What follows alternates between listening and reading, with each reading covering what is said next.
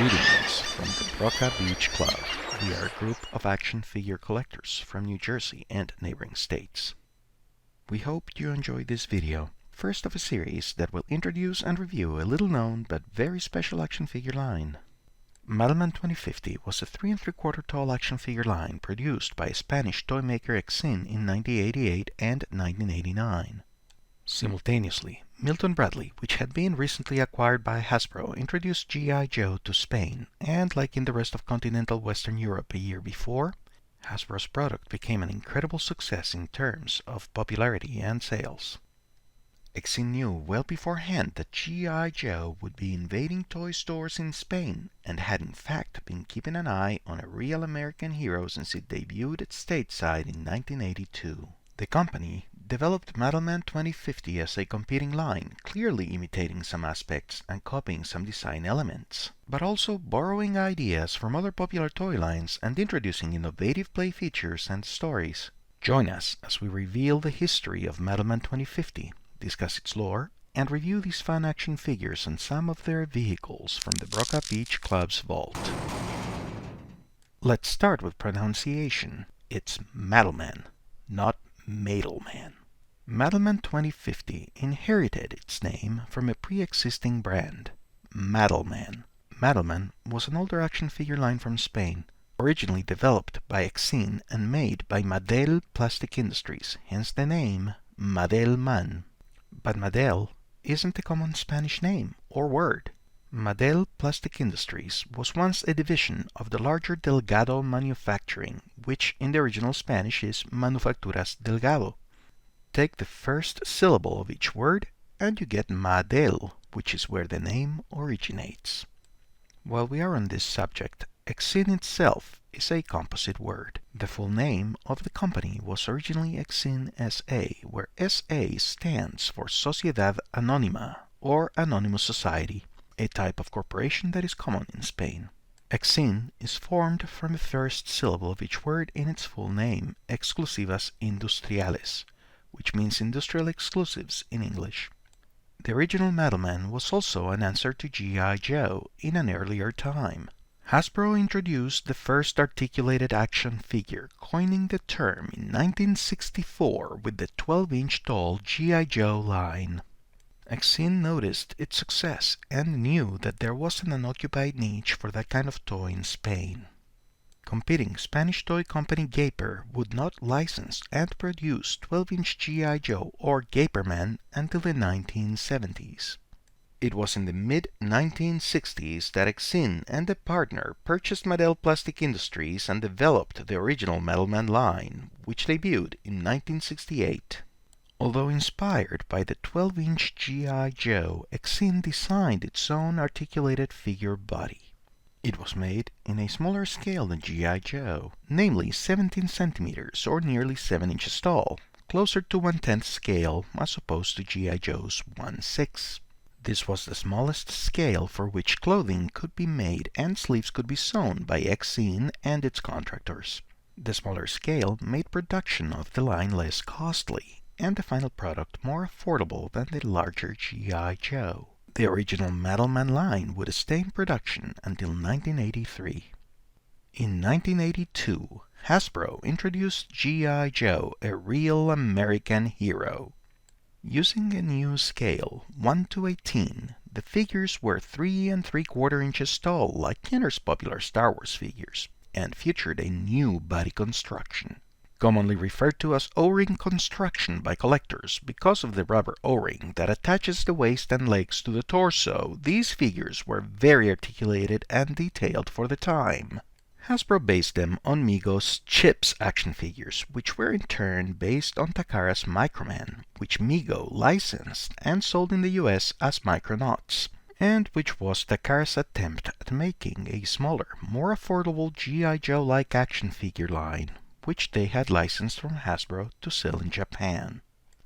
Exin took note, and once again realized the huge potential in the scale and how it was a matter of time before the success of G.I. Joe, a real American hero, spread throughout the world. Like any other toy maker, Exin studied the competition.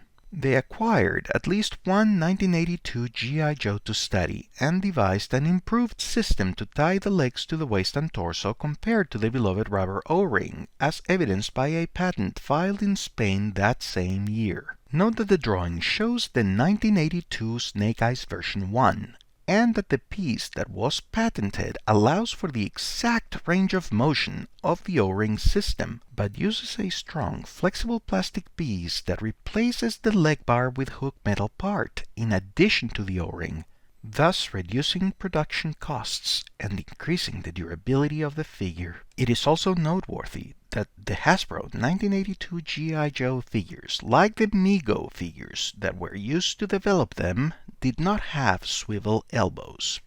This design element would carry forward to Madelman 2050. Despite not seeing release until 1988, all of the figures released in the line had so-called straight arms. Exin also sent staff to New York Toy Fair to procure samples for research and development when Coleco debuted StarCom in 1986, a line that was never available in Spain but would also influence the development of Madelman 2050. In addition to the general body plan and the scale of G.I. Joe, a real American hero, and the magnet play of StarCom, Exin incorporated features successful in other popular action figures of the time. From Mattel's Masters of the Universe line came the idea for a head with a rotating part that would change the face of the figure, as in many faces, and the idea for a hinged, multi-level playset like Castle Grayskull and Snake Mountain. But Exin did more than use these concepts. The company improved the designs and made them work with their core action features.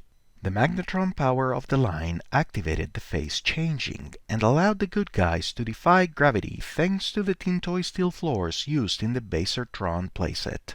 So, what's the story of Madelman 2050? Like Mattel did with Masters of the Universe and Kenner did with Superpowers and other properties, Exin included mini-comics with the Madelman 2050 line that featured all of the 1988 offerings. The story they told introduced us to the Zarkons, alien reptilian invaders from a faraway planet, come to Earth to establish the beachhead for a planetary invasion in the year 2050. Several humanoid races of intelligent reptilian species populate planet Zarkon, all of which evolved suited to the high temperatures of their world. Somewhere in its recent history, for reasons unknown, the planet deviated slightly from its normal orbital trajectory, shifting into an increasingly wider orbit from its sun. This turn of events resulted in severe global cooling, causing mass extinction and driving their people underground for warmth. Zarkon scientists realized this cosmic change could not be reversed, and concluded that if they remained there, the Zarkons would be doomed to extinction like the rest of the planet. The TATCON, Tribunal of Elders for the Defense of Zarkon, directed their scientists to find another world suitable to sustain them. They found one: Earth. The Zarkons rallied their engineers to devise and build state-of-the-art war machines. Their Hyper-Zarkon plan called first for infiltrating Earth to build a secret base from which to stage and launch the invasion.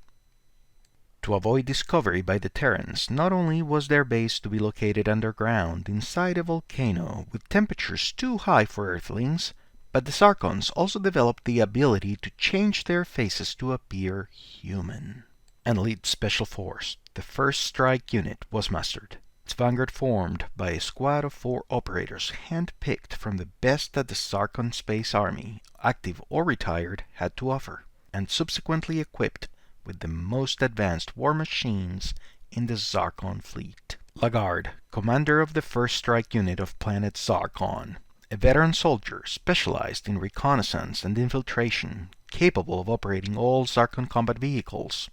Despite being the unit commander, he has no hesitation in personally leading combat operations, which has earned him the respect and admiration of his men. Serpion.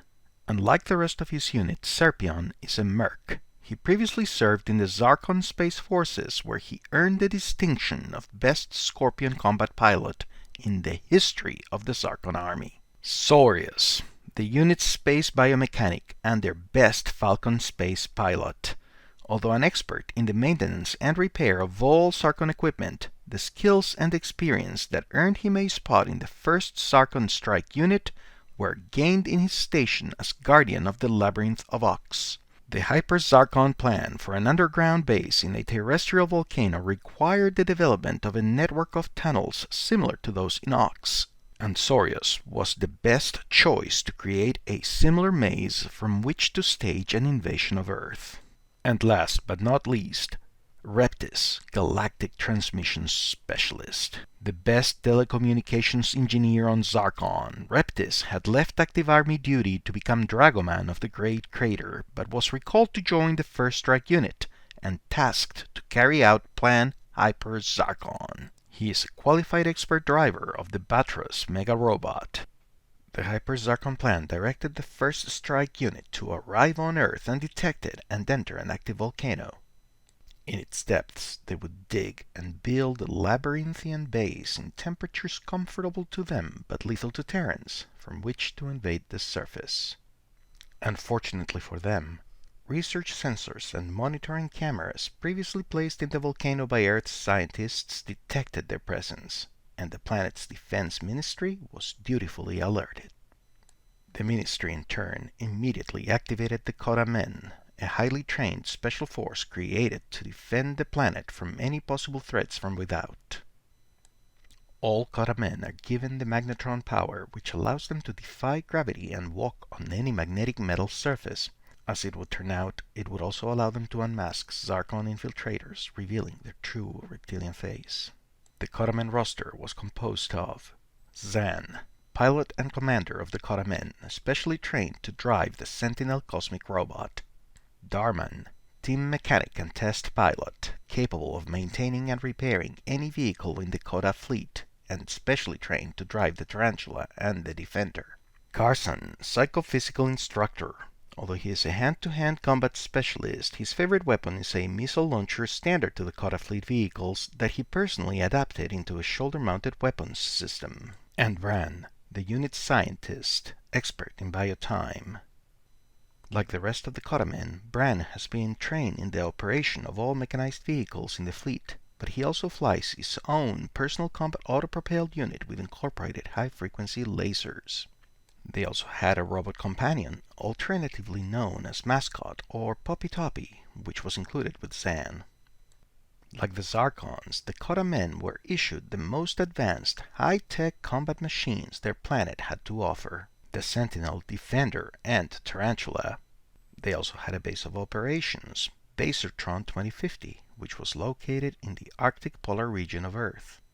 It was a place to gather and train all Kotamen, and a place from which to neutralize any possible invasion of unknown origin.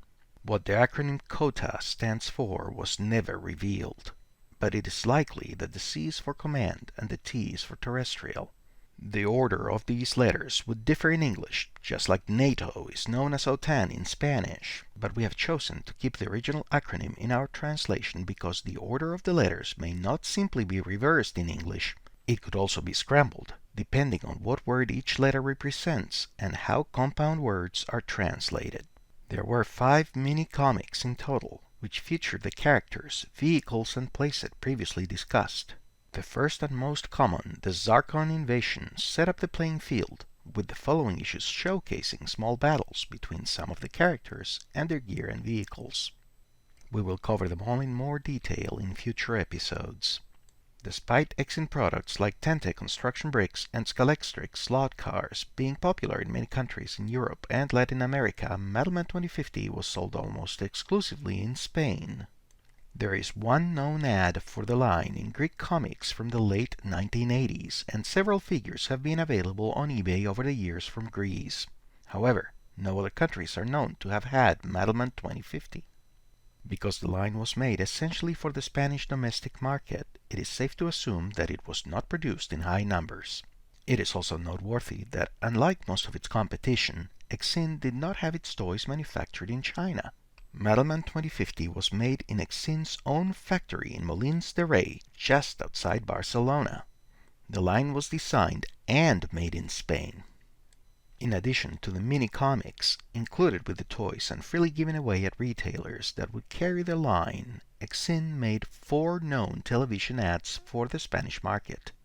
Unfortunately for Exin, Madelman 2050 was not exactly a financial success.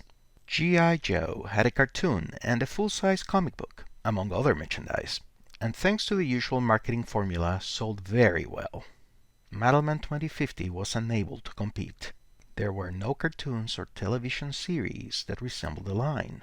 V, which probably at least partly inspired it, had been off the air for a couple of years, and sci-fi themes had given way to larger-than-life action in both the big and small screens. Exin was already experiencing shrinking margins in 1988, which despite encouraging them to innovate, hoping for a hit, also by necessity caused them to evaluate the financial performance of existing and newly launched product lines harshly. Because of poor sales and Exin's difficult financial situation, Madelman 2050 would be cancelled in 1989.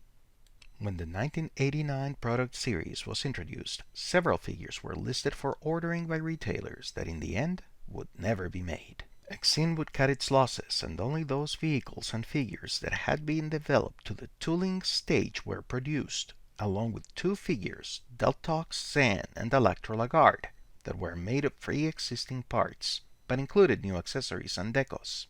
The 1989 product would be produced in very small numbers, and collectors should take note that acquiring any of it comes at high cost.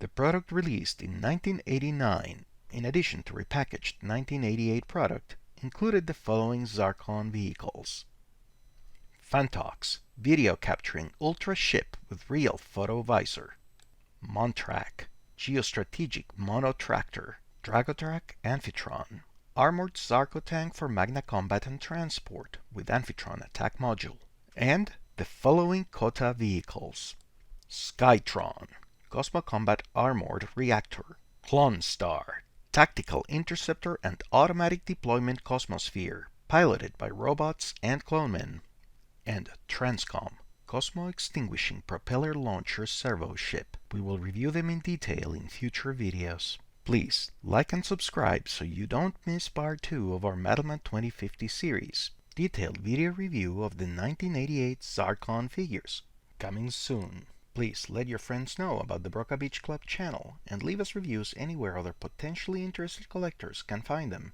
We are a brand new channel and need your support to grow. If you have any questions or comments, please leave them below in the comments section. Thank you for watching.